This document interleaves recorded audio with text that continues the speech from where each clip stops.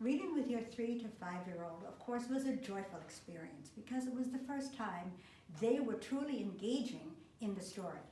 But reading with your 5+ to about 8 is equally delightful. These stories are richer and deeper. They're basically built on folktale, cultural stories, and historical background. The illustrations are superb, but they also have a subtle underlying message for the children. As you read, you'll find this age group is beginning to ask questions about the characters, their motives, and their actions.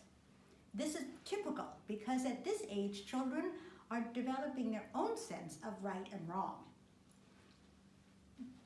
Carrying on, reading the story over and over again gives the children more opportunity to develop this awareness, and you'll also find them taking these characters out of the story into their own creativity and play opportunities.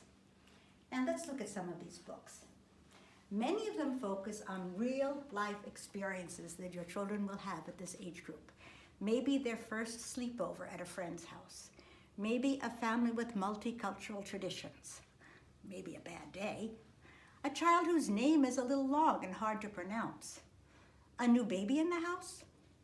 Going to kindergarten. All of these your children can relate to. Then there are some books that really give us some interesting information. How a shepherd makes himself a new cloak. Tommy Piolo is a very well-known children's author.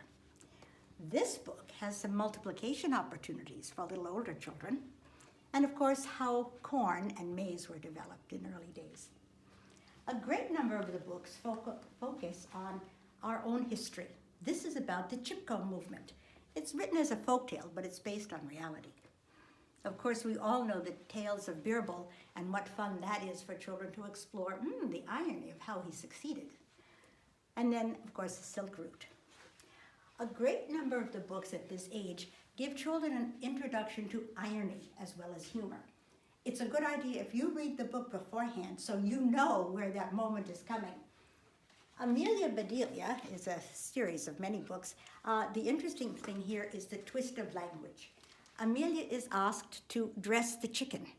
She understands she has to make clothing for it, whereas indeed she's supposed to prepare it for dinner. The kids get a lot of kick out of this twist of language. Dandelion is very subtle, and so you really do want to find the irony of it before the children are asked to understand the story.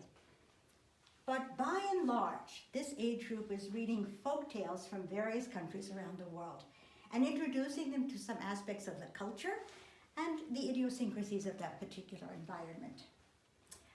By now, your children are probably learning to read in school, which of course is developmentally appropriate, but you're still reading good literature to them because you're exposing them to new thinking, new vocabulary, new opportunities that they cannot access at their reading level. But most of all, you're enjoying it, and so are they.